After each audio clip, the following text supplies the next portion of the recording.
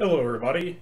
Once again, I'm Lehman Crafton Jr., aka Zoralchan Less Than Guru, and today we'll actually have a Torg Tuesday, which I haven't had in quite a while.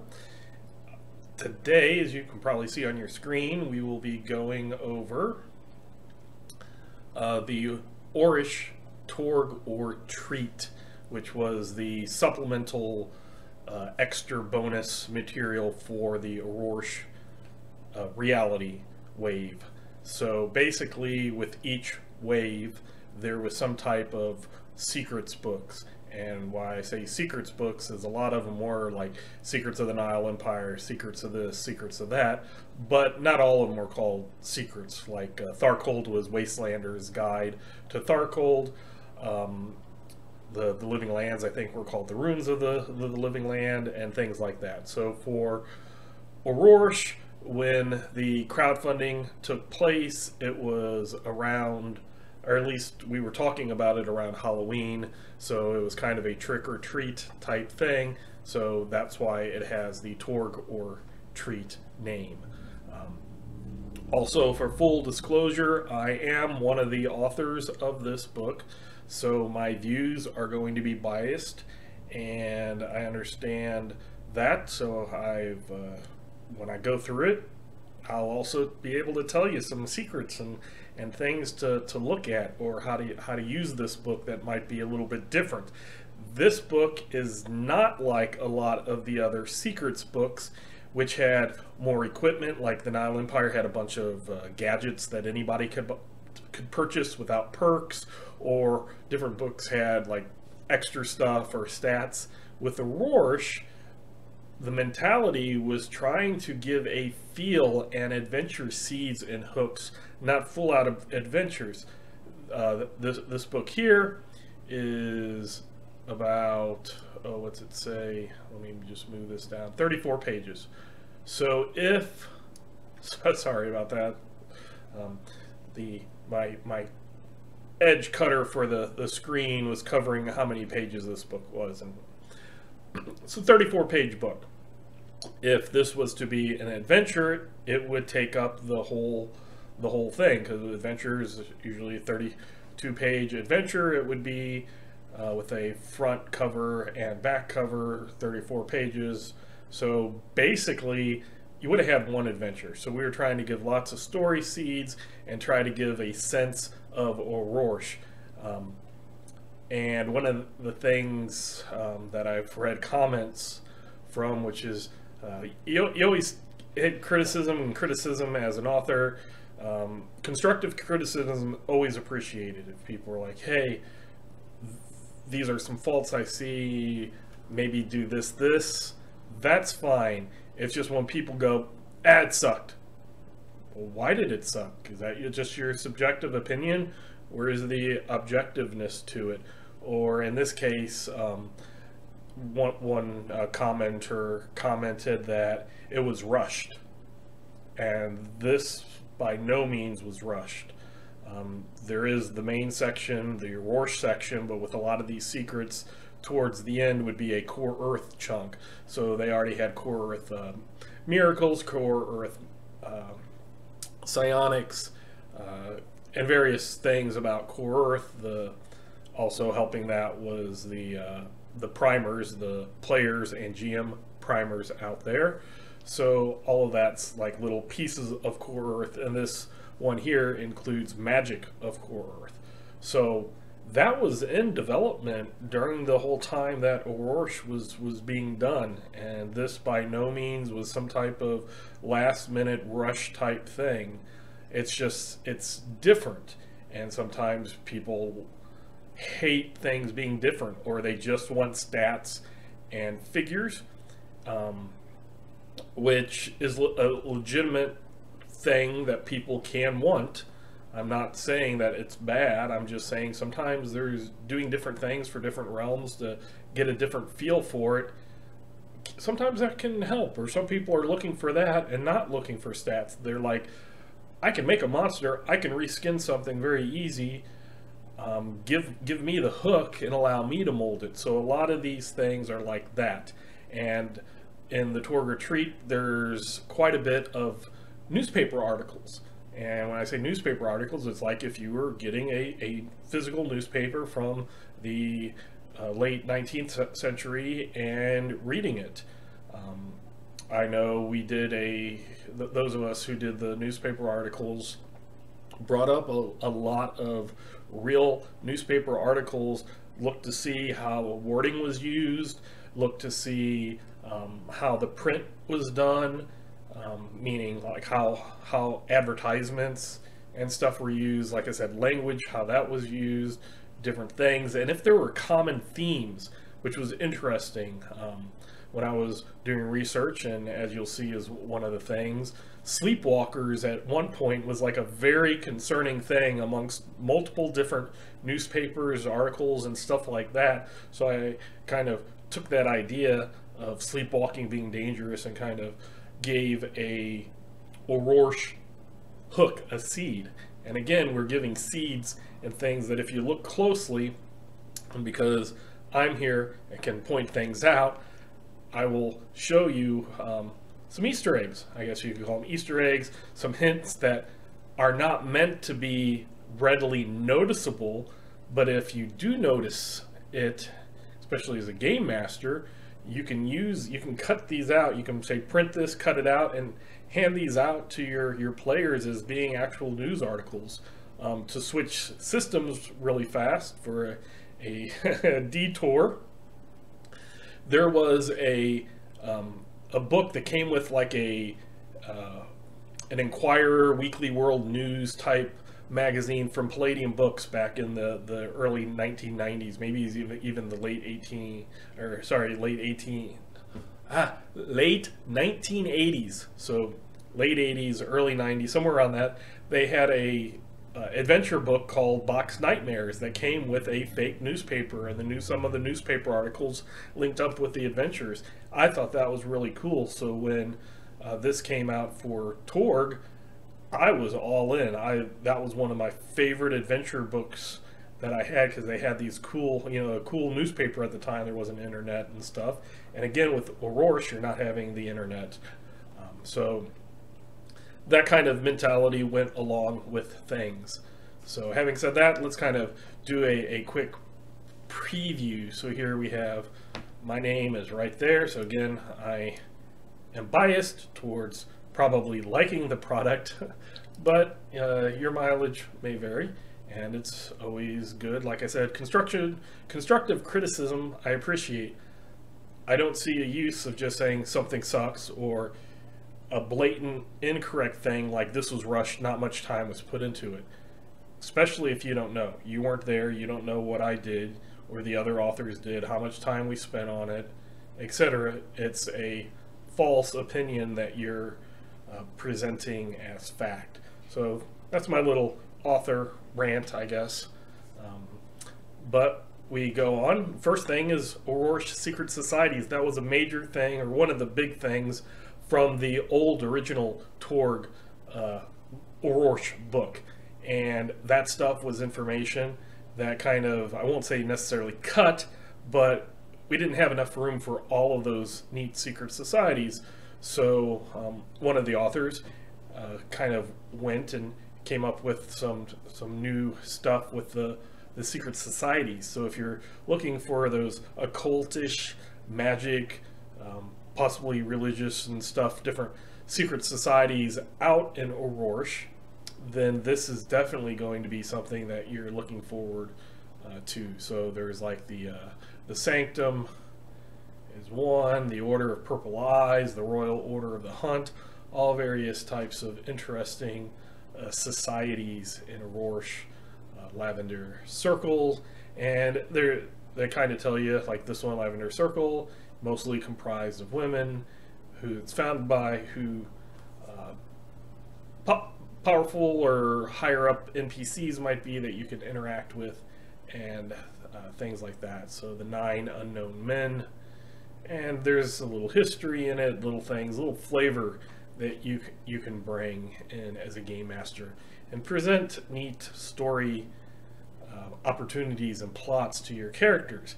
Everything doesn't have to be Delphi Council missions and mega adventures, which is how each wave, their main stories are told. You have your mega adventure, which is set in the realm, and you have your Delphi Council missions, which are little one-act things to do. And while they're nice bite-size or long-term, like if you want to do, like we've been doing on Roll Hit Die with Organized Play, like around, say, 14 weeks, you do about a half act of those of adventures, which is like 4 or 5 hours. I think it's 4 hours. So you would do a whole act in about 8 hours. But you have that stuff going on. But sometimes some game masters don't necessarily want to do what is pre-written. They like coming up with their own stuff, but maybe they just need that spark of inspiration, or they'll take it some way and another person will take it a different way. And I love that. I love hearing about what others do and stuff that I write, especially like Blood on the Blasted Lands. It's been out for a while. People have been playing it, and I'm always interested. What choices they make in this situation? What choices they make in this situation? What players come up with? How game masters feel about it? All that stuff is really, really cool. So that's kind of what, if you're interested in some secret societies and you don't necessarily have to use these, like you can get inspiration, change them, make them your own. So that's kind of interesting. And then here we have headlines and whispers. This is where the newspaper articles come from, which are really, in my mind, they bring back that really cool excitement that I had when, back as a Game Master player, I got from that boxed Nightmares adventure and physical newspaper that came out that you could hand around, that this kind of brought back that type of excitement. And I really enjoyed just focusing on a story and story seeds and little Easter eggs and little clues to piece together, instead of just having to come up with stat block after stat block after stat block. And I understand a lot of people like stat blocks. I like a lot of reskinning or changing something, say from an old original Torg monster, converting it to Torg Eternity. I do like coming up with my own stuff. I like doing archetypes, things like that. But then you have the full adventures, which I've done for the mega adventures, done acts within those. But the story seeds are kind of neat. They're interesting in that as a game master, you just get a few things and then you can fill in the details however you want to do it. But as a writer form, they might be some things that you've been thinking about and haven't been able to flesh together. So you can throw out those story seeds that have been kind of planted but haven't germinated yet in your mind, and you can see how others bring that out. And that's another thing. I'll explain that to one of these, that how that kind of went along. So we have these cuttings from the Kolkata Herald, and this is the one here. So somnambulist. So ambulist means wanderers. Somna means sleep. So it's sleepwalkers in peril. And like I said, this was something that was interesting when I was looking at old newspapers and articles and stuff like that. There was like this period of people really being concerned about sleepwalkers going out and possibly killing, not necessarily killing each other, but being killed. And there's like little clues and stuff. And one of the things, since this is even though the Victorian part of it is a different Victoria, it's still kind of the same, say, at least the facade of the same morality of Victorian society.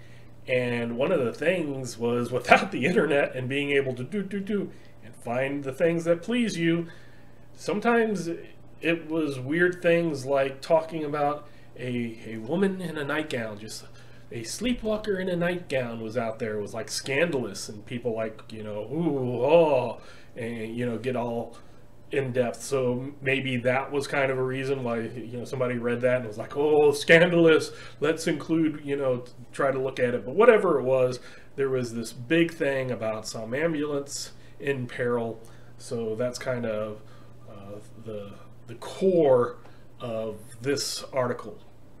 Now, in this one, I find funny, and I threw in Easter eggs for people who either watch my channel, which is maybe the 51 of you. So I think I went above 50 subscribers, so that is awesome. And if you watch these, then maybe you'll get little clues and stuff on design Easter eggs that I threw in for observant people. And I tried to make sure that when this was edited, that the intentional mistakes that I made were not corrected, because they were intentional for a reason that whatever could happen, the game master would do. So I thought it was amusing that in one of the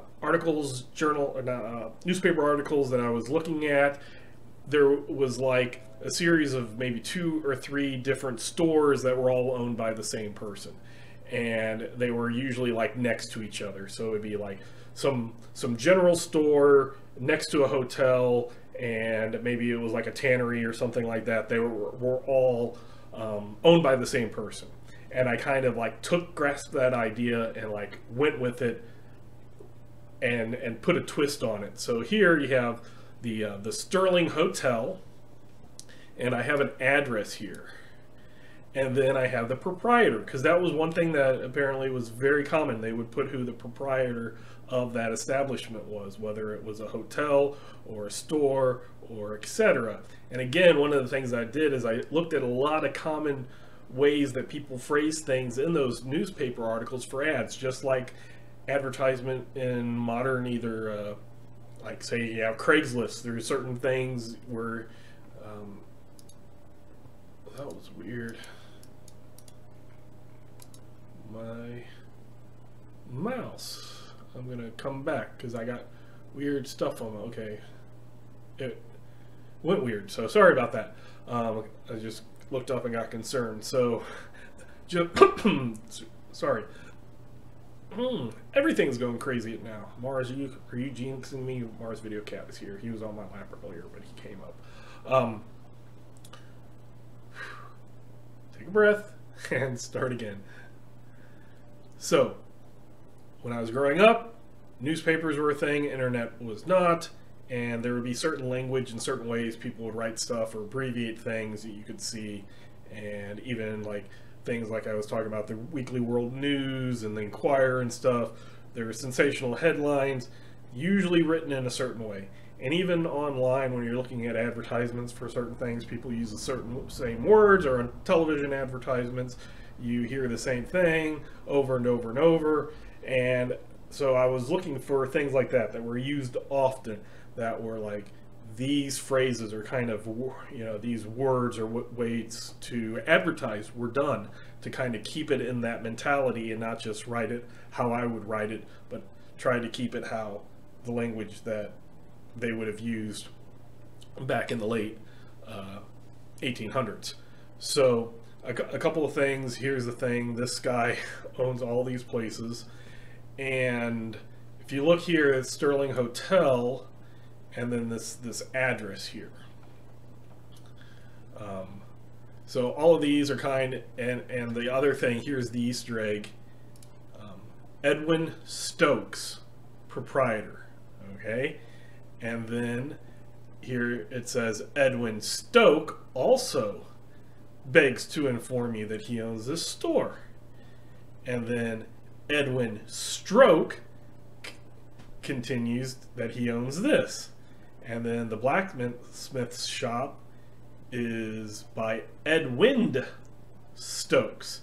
So yes, if you just read this fast, you might not notice that this guy's name is is different, slightly different. You might think that it's a misprint, but this person, if you we'll just call him Edwin Stokes, because that's the name, the first name given. Then did the paper misprint it, or is something sinister going on that will not let his name appear? the same way more than once, or what's happening? So that gives the game master something new. If I hand this to a player, they might not notice it, or the game master might not notice it, but you being here see that was one of the things that is like, please, these are supposed to be misspelled, and that can bring that out as a story seed. And then this here was an article. This is one that I was talking about, of where I had some seeds in my head that I was having a little difficulty fleshing them out. And so with this being a seed type book, or part of the book for these, I put this in. This was the outline of what I originally, or one of the thoughts I had for doing for the Delphi missions book, and it just never could get fully fleshed out, so I did something completely different. I had another thought, was able to get that one fleshed out and doing nicely in my opinion, but I wanted to use this other one, and this gave me the perfect chance of just dropping my seed, which was basically this something went wrong in a telegram. My whole thing was idea was about a haunted telegram. Why is it haunted? Was, you know, what was going on here? So basically that is what this is. And then here is like a big front page thing, and again we have our friend Edwin Stoker. By the hotel, some ghastly murders had occurred. So linking all of those ads of this person or people with similar names have some murders happening around. And then another place here for the Sterling Hotel, Ed Juan Stokes. But if you also look at the banks of the Hughley River, that is in a completely different location than this this road here. Basically, got a map, looked at it, and I was thinking maybe this hotel moves around. So that's kind of the thing. So if you add a bunch of these things together, you know, this from this newspaper, this from this newspaper, you could get a nice grouping of story seeds all for the same story to present to your players, which was kind of what I was looking for in this. So then we have another one. This was all of those original, or the first ones were the Kolkata, and this next one is a Victorian trumpeter. So again, lots of information of what is going on, little tidbits and story seeds and plots and hooks and stuff like that. Not all completely fleshed out, but that is intentional. Sometimes, like I said, some game masters want those fully fleshed out missions, the Delphi missions or the mega adventures, and then others just want some seeds to come up with their own stuff. So this book, at least the first part of it, is for that. So again, we have these different stories, and then there's some different Old Guard as an underground newspaper, so talking about different so here's another one. Old Guard is a different newspaper. So had lots of that. I liked, other people not so much, but everybody has different tastes.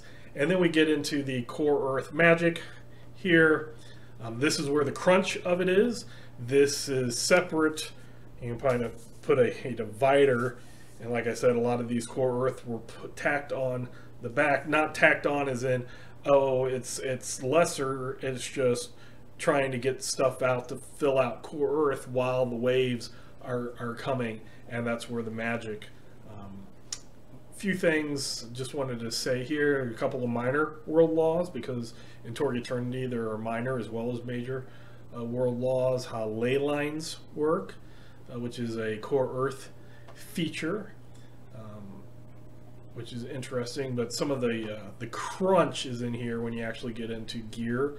Some magical gear. These have magic axioms and provide little bonuses. This one's neat, the Rainbow Moonstone Crystal, +1 to dodge melee, so basically all your physical defenses. Here adds armor, if you're not wearing other armor, because it's a +1, but it's something. And then, you know, a couple other things, just like the Fear Tester favored, that's kind of neat, or enhances spells with magic circles.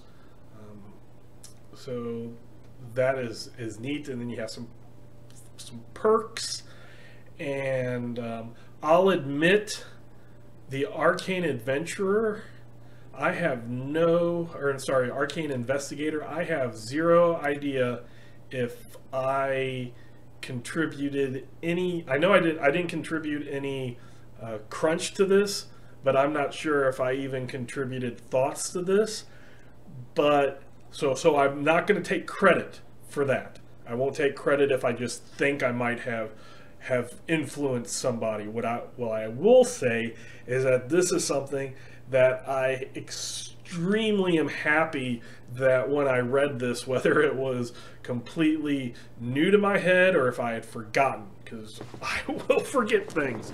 So I have been a huge fan of, if you know, some Palladium books, Beyond the Supernatural. It's a modern investigative monsters along the lines of, say, Supernatural, Buffy the Vampire Slayer, X-Files, all of that type of stuff. So modern supernatural. So, having said that, I've always disliked the fact that those games, a lot of those games, don't have things that, when you have people like sneaking into houses and breaking the law, even if it's a good reason to kill supernatural or, you know, take care of magical problems, things like that, the real world doesn't know that. They're going to find you because you left fingerprints, you left cartridge cases, you've left evidence, DNA, you've left all of these things there. You will be found, you will be arrested and thrown in prison as a character if the only spells you have are translated fantasy spells, like fireballs and, you know, other stuff. So I'm really happy to see in a modern Magic game, which Core Earth is modern, they have an Arcane Investigator, which gives... if you want to take it, it gives a list of things, and one of the spells in it is a great spell for a modern Earth magic user to have, especially when they're out there investigating the supernatural, especially when you are doing stuff. So not even just a Torg Core Earth thing, but any modern fantasy supernatural role-playing game. So there's various things. Arcane Investigator was one of them, but they have different paths to Core Earth magic. And then there's some other perks here. But then we have the spells and the spell lists. So the one that I want to show is this Arcane Investigator, a CSI spell, which is really cool. Arcane CSI provides tool for Arcane Investigator to take a look back at a crime scene. How wonderful this would be in the real world if we could just, you know, had a video camera on everything that bad that happened and that we could rewind it, although then you have privacy issues and stuff like that. But if it's a crime like a murder or something like that, in certain cases, if you could view that, then that is pretty cool. That's a spell that I like, that I appreciate. I have seen that in fantasy games, but showing this in a modern setting is pretty good. And then the other one, if you look at their list, diminish, electromagnetic pulse, blah, blah, blah, without a trace. This is the one that I find lacking in a lot of modern games that I really like. Without a trace here is enables the caster to remove clues in a location that will either reveal their identity, the victim of any crime perpetrated in the location, or how the crime was conducted. So, not necessarily always a bad thing, crime, in a fantasy role-playing thing. I'll say that to begin with. We're talking about fantasy world where there's supernatural things doing bad things, shenanigans, and stuff like that, and the player characters are trying to do good, but they're going to have to do some less than legal things like breaking and entering to get to the magic, because the police out there don't believe this stuff is happening or are too concerned about other things. And I know Torg is this world battle and other things going on, but you still might have local jurisdictions in various parts of the world that are still trying to keep a semblance. And if your Storm Knights are going out and doing bad things, or even if you're in the cyber papacy and you're doing things and you got this theological police state looking at you, this is a wonderful spell because you might not agree with what those laws are, etc. But it basically, it could make it so your fingerprints aren't discovered, your DNA is not discovered, shell casings aren't discovered, so they can't trace it back to the firearm that fired it. All of these things, trace things can't be, so you can't match hair fibers or carpet fibers or connect two pieces of tape that had went together, etc. All of these things that are clues in real world crime lab, solving crime type situations. This is the spell that I love, that I think is needed in any modern investigative type games. Beyond the supernatural, modern Call of Cthulhu, anything like that, Dresden Files, Buffy Vampire Slayers, X-Files, any type of game, whether it's a real actual published game or just somebody taking another game and altering it to fit that setting, this type of spell, in my opinion, is extremely important, so that you can have the clues not be there, you can have them misinterpreted. It's not an illusion.